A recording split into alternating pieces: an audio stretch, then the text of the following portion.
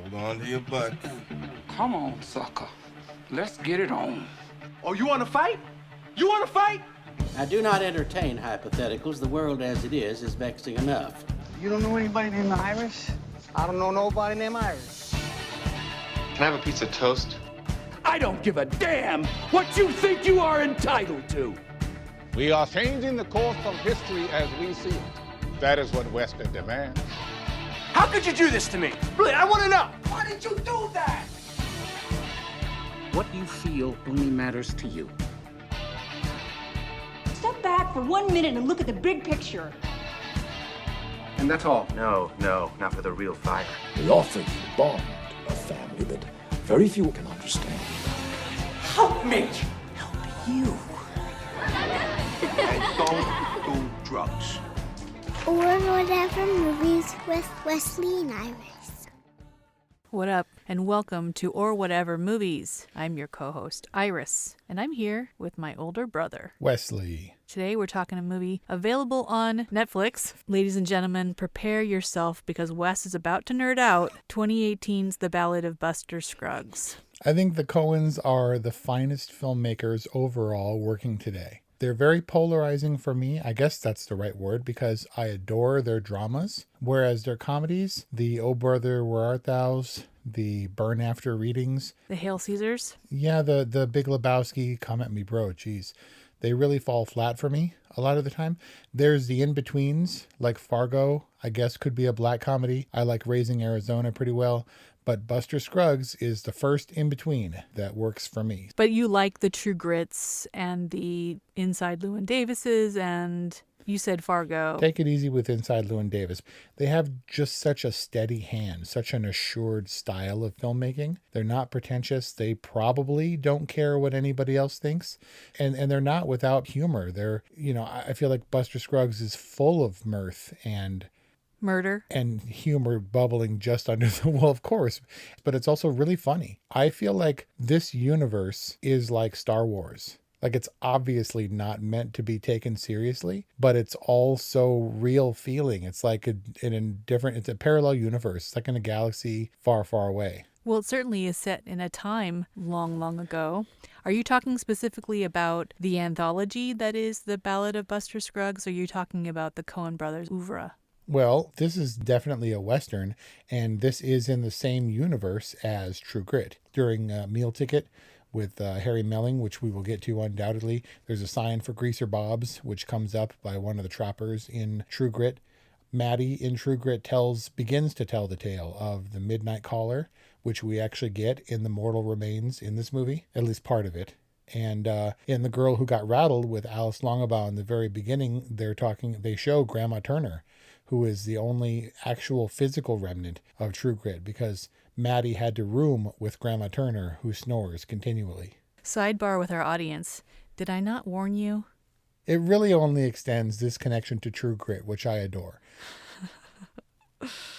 So you unabashedly love this movie. Not all of it, but this world. How do we begin to parse this one out, given its 6 vignettes? It's very easy for me, and it comes down to watchability. Some of these, maybe half of them, I've watched numerous times. As much as I like The Girl Who Got Rattled, the Alice Longabaugh, the wagon train one, until reviewing it for this review, I kind of forgot it existed. I think it's the gal who got rattled. Yeah, that's what I said. You said girl. Okay. Review the tape. Okay. Full confession right up front. I've watched The Mortal Remains no less than 6 times. Still have no clue what that's about. I have my ideas, but let's start with my favorite of the vignettes. How about that? Okay. You want to take a guess? I'm probably going in general with All Gold Canyon. Ooh, interesting. Or the obvious one would be Near Algodones, which is probably my favorite. Interesting too, but wrong. Really? Number 3, Meal Ticket. Maybe the one second to The Mortal Remains I've watched the least. Not to say that it's bad. but I don't think Liam Neeson says more than 6 words. Neither of them do. I mean, there is no dialogue. Aside from the monologues? Between the two main characters, exactly. It's like this really interesting case study in silent filmmaking. I mean, Henry Melling does a lot of talking, a lot of jabbering up there on the stage, but it's almost a silent film. Very different from his oratory fire that we got in The Devil All the Time. Yeah, but similar, right? His stage persona is pretty similar to the preacher character. He's definitely a showman, right? I mean, what else has he got? I was able to lock in my fiance because I played to my strength, which is not being visible, but charming through my words. And if you're lacking certain physical attributes, as Harry Melling is in this one, you go with your strength. You're not only his meal ticket, but I guess he's yours. It's yours as well. And only until Liam Neeson finds a chicken that can make him more money. It's such a curiosity, but I don't see, if you watch this again for sheer enjoyment, I'm not sure that you'll keep revisiting Meal Ticket. I think you get that one in one go. Maybe it's not the meal ticket that keeps on giving, but it definitely was the most engaging for me. And I think it's because the storytelling is super simple. I mean, not that the other ones are super complicated. There is so much that's communicated between, in body language. I don't know if that's the right thing. Torso language. In trunk language. There's so much communication that happens between Harry Melling's character and Liam Neeson's character. And Liam Neeson's smile, at the end is so heartbreaking. Where he approaches the wagon like, hey, so how you doing? Oh, I think he might have even given like a little eyebrow raise. Want to see the river? How would you like to pee off that bridge? A rare You see treat what I'm for saying? You can project all of this dialogue and interaction onto this one look that communicates so much. When the returns started to diminish and the chicken was booming business, you switch it up. And that's really all he was. And it's not that Liam Neeson's character didn't go through the motions with a modicum of care or empathy. Like, the food was a little too hot. Like, let him blow on it before you shove it in his mouth. Like, don't let him get cold. Like, Harry Melling's character was so vulnerably aware of his dependence on Liam Neeson, and he, did what he needed to do. He showed up on stage every night. He performed his little heart out, and he kept up his end of the bargain. It was probably a regular-sized heart. He just looks little because he's missing appendages.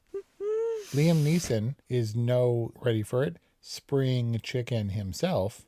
So his total dependence on that character, when Liam Neeson kicks the bucket, who's possibly going to take care of Harry Melling's character? Really, his fate is at Liam Neeson's whim, almost. I guess the Harry Melling character, he was fated for a tragic end. Things weren't, looking all that great for him, and they had a good run until I guess it was time for Liam Neeson to move on. I mean, I'm not justifying his action because it's murder, but this one was extra dark. And yet you laugh so joyfully at just the idea of his little smile when he returns to the thing. Well, it's just great filmmaking, and if you want to step out from the experience and be a little bit more objective about it, it's truly, truly tragic. But I think that the element of removal that you were talking about before, like this happening, not just setting-wise, but like universe-wise, someplace other than the world that we live in, that removal, I think, helps us be able to enjoy these stories as opposed to feeling like the real weight of their darkness. Yeah, Kill Bill is a decent comparison. It's so heightened in certain respects, and yet it feels so real. They have a real knack. The Coens have a real knack for a genuine feel. Like, there wasn't a lot of polish in this movie. But I think it's mostly about the patience of giving us the feel without showing us. It's very patient, and they know where to linger and where to wrap it up. For example, in Near Algodones, when he is saved from hanging by the cattle rustler guy, he yells, "Hey," on the horizon, and the guy really far away starts riding, and it's a really long time before he gets there. And then the guy pulls, and then he rides away because the posse's after them, and the guy pulls him in front of the sheriff. He's like, "So what's this one done?" He's rustling cattle, and the dude's like, "Good enough, hang him." And then bam, he's on the gallows, and then he's dead. It's like when they want to, they'll just go at a clip and move through the stuff. And then other times there's so much languishing and you just luxuriate in these things. It makes me happy. Yeah, a lot of magic in the pacing, even with the arrival of the black-clad cowboy in the eponymous Buster Scruggs. They certainly let that play out, and then bam, Buster Scruggs is down. Well, I mean, I think that was a great illustration in Near Algodones, but now that we've covered Meal Ticket, let's go to your favorite vignette. I think that it was Near Algodones because the pan shot thing is basically the best thing ever.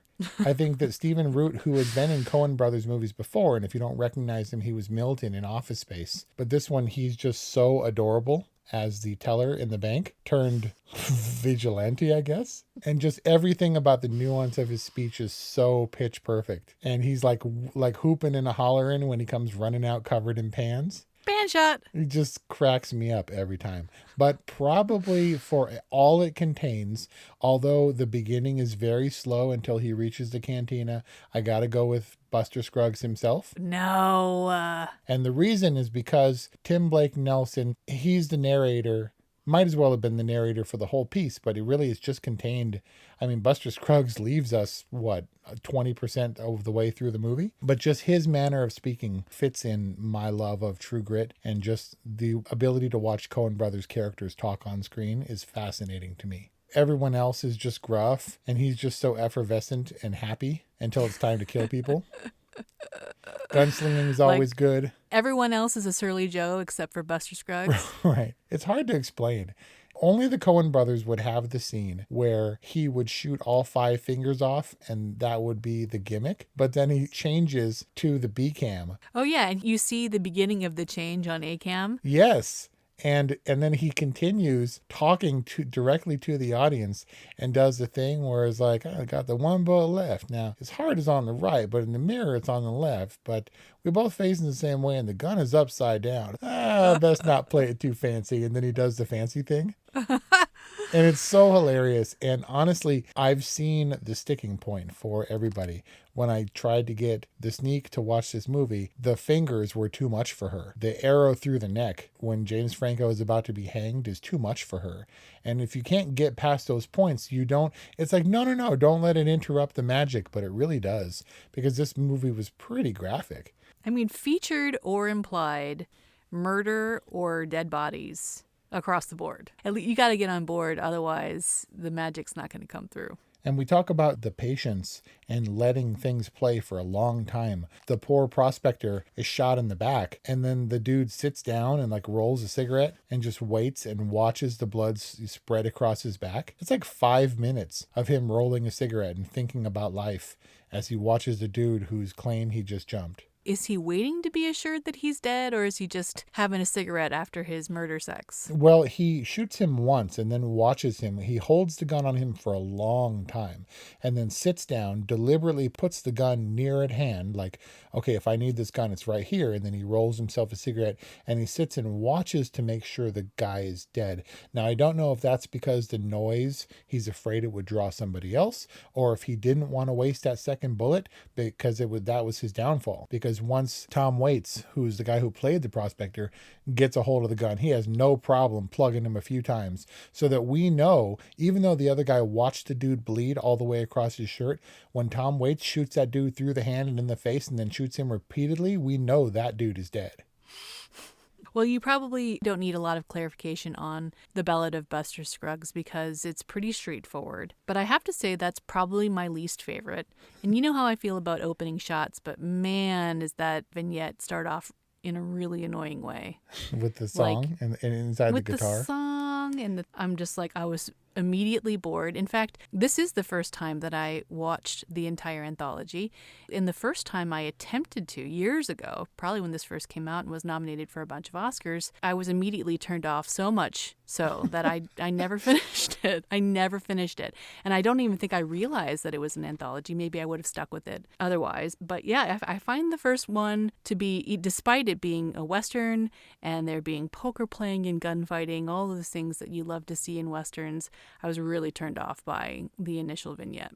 It's the only one where we really get a lot of exposition, aside from The Mortal Remains, where it gets kind of tiresome, in fact. You know, I see the charm. I really do. Once he gets into the action of it, it's pretty good. Him flying away with angel wings. That vignette is bookended by some pretty tough stuff. And honestly, I don't even watch those anymore. Bonus trivia. What is the dead man's hand? Dead Man Aces and Eights. That's Wild Bill Hickok's hand. Ding, ding, ding, ding, ding. Point for Wes. My question is, I'm not sure exactly what the additional card was. I don't think it really matters what the whole card is. I think if you go to Deadwood, North Dakota, and you see where he died, I think they have the display and he's got the dead man's hand on the table. And that's the one I really want to see to find out what that other card was. All right, let's move on to the hotly contested The Mortal Remains. Okay. I mean, symbolically, they are blah, blah, blah, ferrying these souls to the underworld or something, Exactly. Right? If you got that, then why are you questioning what it's about? Because it was like 40 minutes long. And once you get that, you're like, okay, I got it, the theme. And beyond that, did it have to be quite so long? Did it have to have so many sad ditties without musical accompaniment? The story about the two kinds of people, the upright and the sinners, and her living with her daughter and her daughter's husband, and Saul Rubinek, who was a joyful appearance, saying maybe, they don't actually love you the way that you think. And what was all that for? Especially, what was all that as a capper for this long movie of other better vignettes? I think that The Mortal Remains is like one long joke to a not terribly funny punchline. It's like, so what happens when you get a Frenchman and a Scotsman and an Englishman and a fur trapper and an uptight Christian and a fur trapper in a coach to hell? And the punchline is, I'm not really sure, but they didn't get their luggage off the top of that coach when they arrived. The beauty of Buster Scruggs, because someone had asked the Coens, there was some speculation that it was going to be the Coen Brothers TV show. And then they were like, oh, let's just do the Mulholland Drive thing and let's put it into a movie. They assert they were always individually written stories that they had developed over 20 years and put into a movie. It had never intended to be all tied together into one big story. And so for that reason, I can say I watched The Mortal Remains carefully for this review, but really haven't watched it in quite a long time. Whereas I regularly revisit about half of this movie because they're so contained.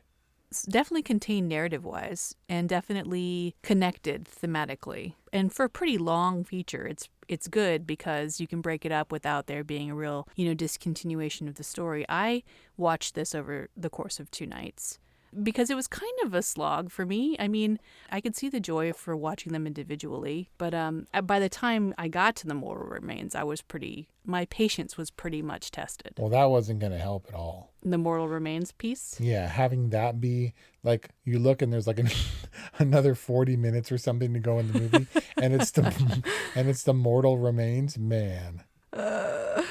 All right, so we still got Near Algodonis in earnest, All Gold Canyon, and The Gal Who Got Rattled. The Gal Who Got Rattled, I was actually really surprised how much that one held up because I literally forgot about it. But that one was probably one of the most complicated to film. They were continually in a real wagon train. They built 14 custom wagons and they rolled those stupid things across the prairie. The continuity must have been a nightmare. And they spent all that time out in the sticks to tell a strangely simple story that could have been largely contained in a wagon circle on a soundstage. They just keep wagon They training. just keep wagon training. All the trouble taken of demonstrating her brother's death, setting it up at the table beforehand, it all could have been like that. They could have been in a wagon circle where she's mourning the death of her brother, which happened off screen, and she's complaining to anybody who will listen about her employee who is asking for, it is very high wage or something. Oh, yeah. Mr. Arthur keeps on repeating that it's so funny. But they didn't have to do it quite so committedly as they did. And for that, I appreciated it. Yeah, likewise, I appreciated that they didn't skimp on the exposition, right? Everything is very well set up. Her brother, she doesn't simply refer to her brother as a bad businessman. He demonstrates it himself at the dinner table. And she doesn't have to get into the whole business of President Pierce because President Pierce is established and people are annoyed. And he ultimately leads to her downfall, which isn't too overshadowed, but is perfectly set up.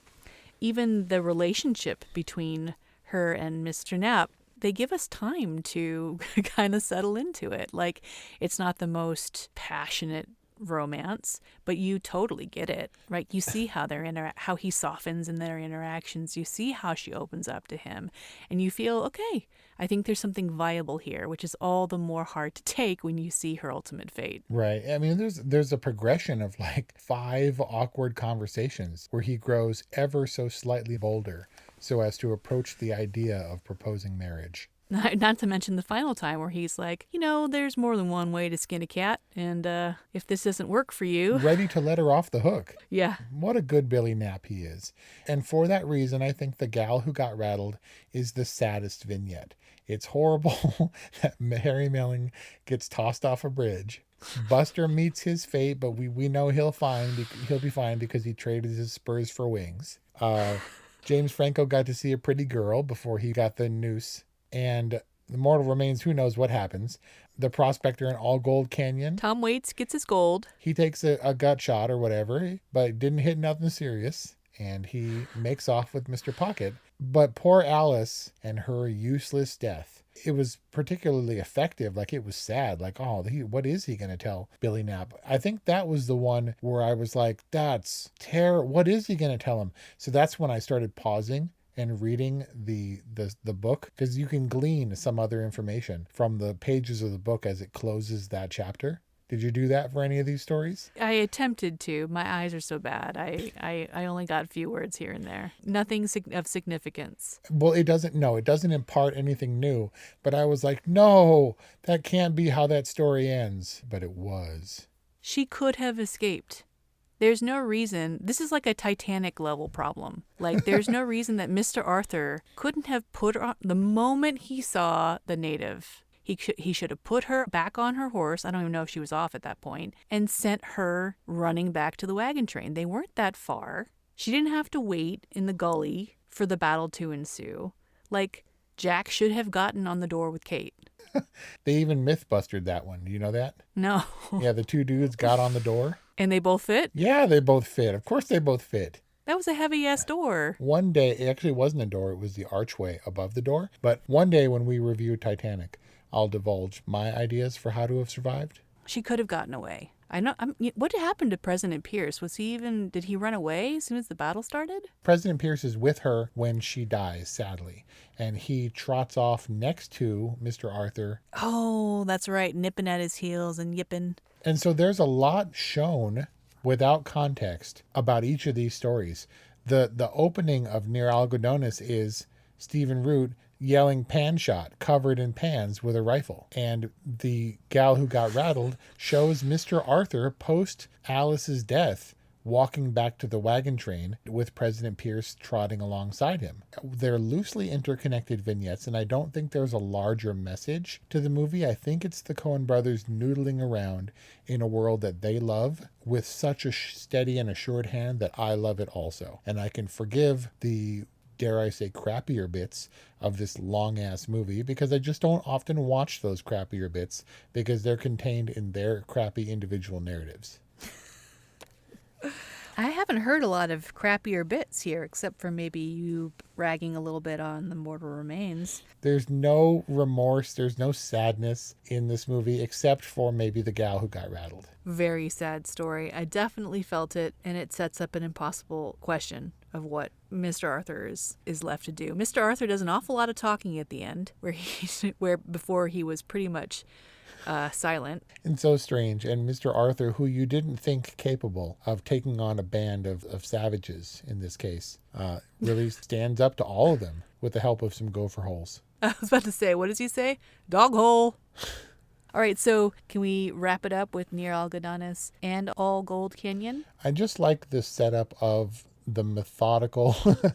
We go through the whole methodology of the prospectors, not keepers yet, little ones, and like he tracks from beginning to end the spot on the river where the gold starts to show, plants his flags, digs it all up only to be shot, and he deserves his vindication. Other than that, it's just beautiful, and you have one person.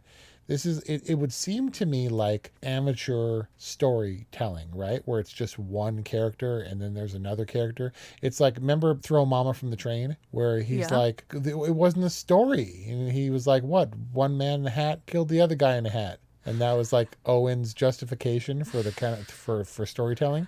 That's really all this was. It was Tom Waits grumbling to himself for like a half an hour. Then there's a flurry of gunfire, and then he grumbles to himself some more and hauls ass out of the canyon. There's probably some commentary about man's place on Earth, how man comes and disturbs nature and then moves on its way, and then nature resumes as if man was never there. With the butterflies and the deer and all that stuff. Did the deer go and eat the body of the shot dude? I don't know, but I felt the joy. I think they're vegetarian. He was a good man, but not entirely a good man. He did keep that one owl egg for himself, but he was patient and methodical and dedicated and focused, and he deserved it, and so I felt it when he cracks that stupid rock, and Mother McCree, the vein is there. Hello, Mr. Pocket. You're like, yes, right? And so for the other guy, I was like, you're a varmint for trying to steal it. And so when Prospector Dude gets it back, I was very happy. And that's really it. And it's beautiful. It was shot near Telluride, and it seems otherworldly in its pristine valleyness, but that place really exists in Colorado. And that's all I have to say about that. So freaking gorgeous. And I guess it's interesting to understand Prospector's methodology, but was it accurate? I mean, don't you mine for gold in like mountainsides? No clue, but no, I know there was a lot of it in the stream. A lot of the panning for gold was definitely a thing. And this is the first time I've seen it done to where I'm not sure if it's accurate, but used to an effect where I was like, oh, that makes sense. Yeah, on a logical level, you triangulate on a source. Like, that makes sense. But I'm not just to clarify, I'm not sure how accurate that might be. Yeah. So we talked about Near All Goodness, but that similarly sounds pretty... I mean, maybe there was some commentary about the futility of life and the absurdity of justice, but ultimately a pretty straightforward, simple story. It is, with a lot of moving parts. That has the bank robbery and the pan dude and the hanging scene and the Indian fight and the other dude and the ultimate hanging scene.